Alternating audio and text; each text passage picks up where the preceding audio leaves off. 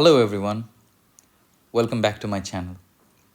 My name is Nahid Ahmed and I'm currently running a social science video series for class 10 students, Asham Board. We've begun with History Chapter 1 and this is a part of an ongoing series. In my previous video, I discussed Swadeshi movement. कैसे वो शुरू हुआ था, why it gained momentum and the major events linked to it. Before that, I uploaded a detailed video on the partition of Bengal, जो कि lecture 1 है, where I explained the background, the intentions of the British government and how the partition was carried out. The links to both of these videos are available in the description box below. I have also created a YouTube playlist for your convenience. You can head over to the playlist section on my channel, search for the name of the chapter, and you will find all the videos arranged in proper order. In today's class, we will move forward and explore a crucial part of this chapter, जो कि है the consequence of the Swadeshi movement. So stay tuned, keep your notebook ready, and let's dive right in. In this video, जैसे मैंने आपको बताया कि हम लोग एक्सप्लोर करेंगे important consequences of the Swadeshi movement.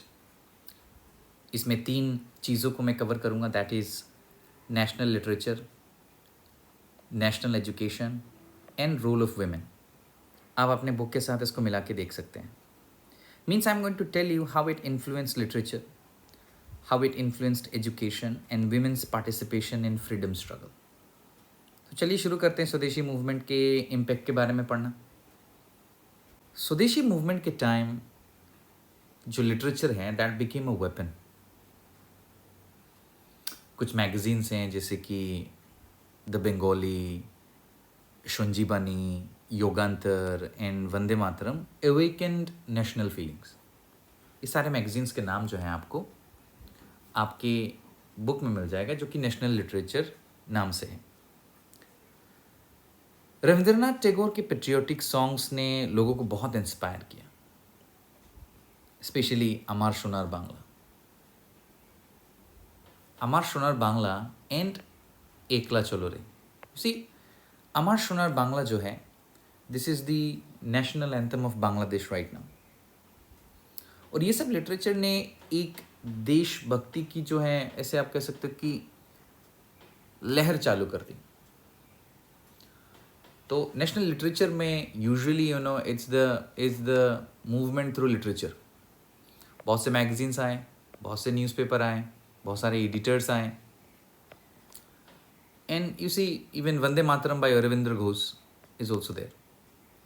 तो आपको ये सब सारे नाम जो है पहले तो याद होना चाहिए, and you have to also know कि नेशनल लिटरेचर का क्या कॉन्ट्रीब्यूशन है था या क्या कॉन्ट्रीब्यूशन है. मूविंग ऑन, यहाँ पे आप देख सकते हो कि plays and books inspired by स्वदेशी. स्वदेशी के बैकग्राउंड पर कुछ अमेजिंग प्लेज और बुक्स लिखे गए. ड्रामास जैसे सिराजुद्दौला और पलाशीर प्रायश्चित्त ने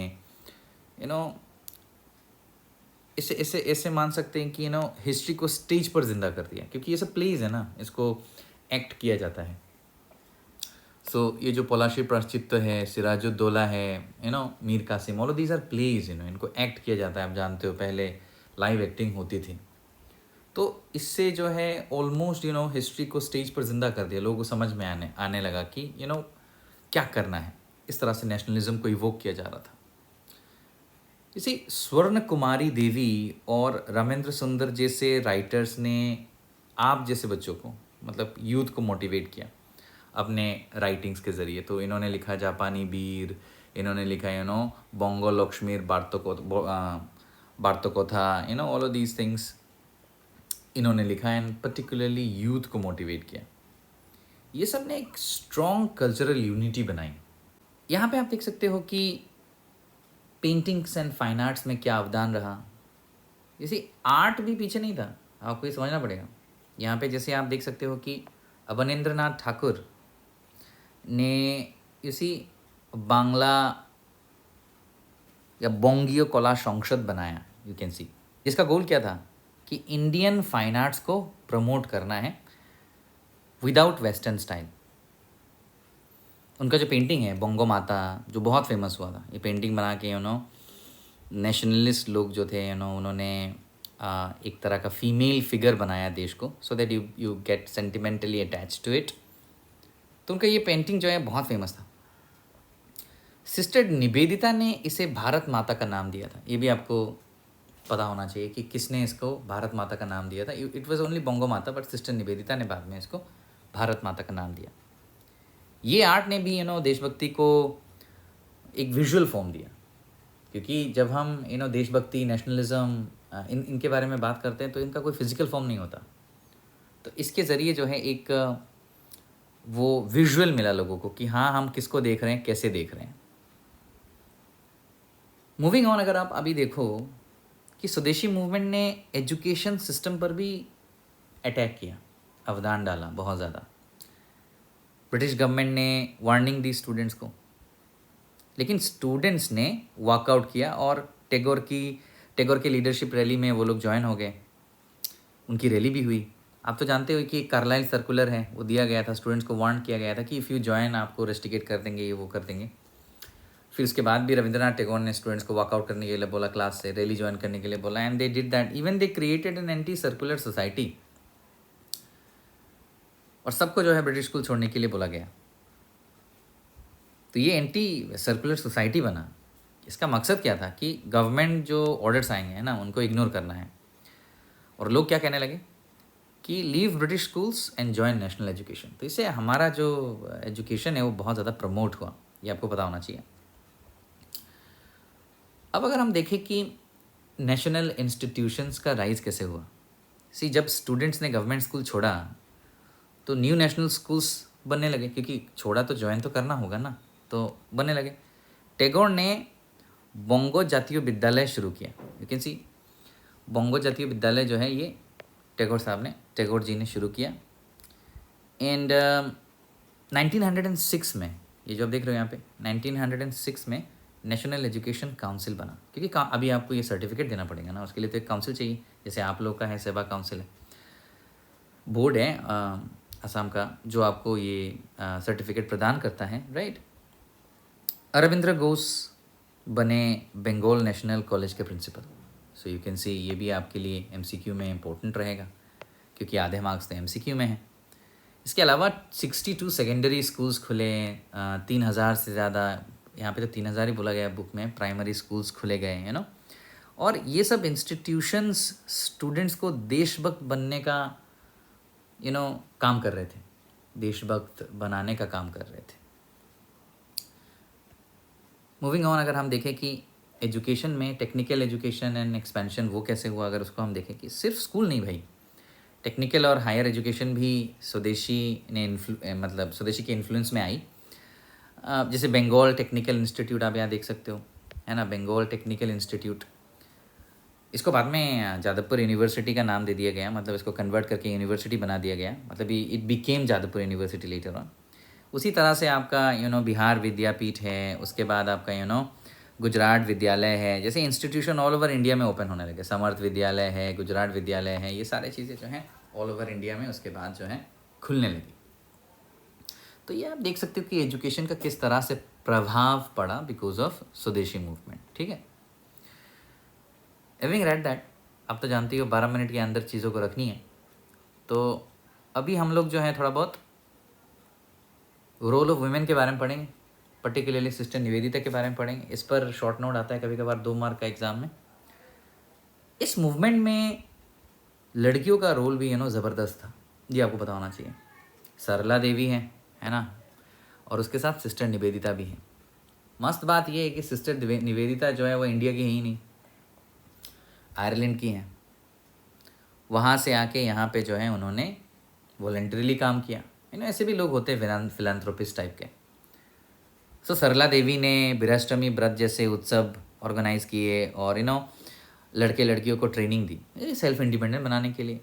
ये व्रत या ये जो यूथ ट्रेनिंग एंड फेस्टिवल्स कराने का मतलब क्या है, so that they should come together and feel confidence, and वो जो कम्युनिकेशन, पब्लिक स्पीकिंग की जो एबिलिटी है वो बढ़े और उनके अंदर वो फीलिंग आए कि we can also do something. जैसे मैंने आपको बताया, सिस्टर निवेदिता जो है आयरलैंड से आई थी, पर इंडिया के लिए बहुत मन लगा कि उन्होंने काम किया। उन्होंने लड़कियों को एनकरेज किया कि भाई इंडिपेंडेंट बनो, ऐसा उन्होंने बोला, लड़कियों को इंडिपेंडेंट बनो। और ये जो आपका इंडिजीनियस इंडस्ट्रीज़ हैं, प्रोमोटेड इंडिजीनियस इंडस्ट्रीज़ और लोकल इंडस्ट्रीज़ में काम करना भी सिखाया इन लड़कियों को, ताकि वो अपने पैरों पर खड़े हो सकें। इसके साथ इंटरनेशनल रिकग्निशन भी आप देखो कि लड़कियों के बारे में किस तरह से बोला जाता था उस वक्त में, बंगाल की लड़कियों के बारे में, औरतों के बारे में। ब्रिटिश रूलर्स भी बंगाल के रेवोल्यूशनरीज और औरतों के करेज से डर गए थे।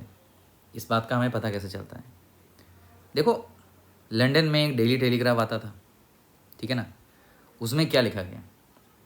उसमें लिखा गया कि Bengal women are the most dangerous antagonists of British rule, dangerous enemies of the British rule. यानी अंग्रेज भी रिकग्नाइज कर रहे थे कि बंगाल में मूवमेंट कितना पावरफुल हो गया था, और उन्होंने ये साफ साफ लिख दिया कि बंगाल की औरतें जो हैं बहुत ज़्यादा ख़तरा है। किसके लिए? हमारे लिए। इसका मतलब ब्रिटिश गवर्नमेंट के लिए खतरा है। तो ये लड़कियों का अवदान है। तो ब्रिटिश मीडिया का ये रिएक्शन है। ऑफकोर्स अगर इतना तेज़ नहीं होता, हम लोग अगर इतना इम्पैक्ट नहीं डाल पाते, कंट्रीब्यूशन नहीं कर पाते औरतें, तो ये थोड़ी ना लिखते। ऑब्स्टिनेट शब्द का इस्तेमाल किया गया है आई गेस मेन टेक्स्ट में। मूविंग ऑन, अभी अगर आप यहाँ पे देखो, समरी पार्ट में आ गए हम लोग, क्या पढ़े आज की क्लास में। जैसे स्वदेशी मूवमेंट ने देशभक्ति देशभक्ति का एक, ऐसे कह सकते हो कि एक लहर आ गया, एक पहलू आ गया, पहलू को जगाया।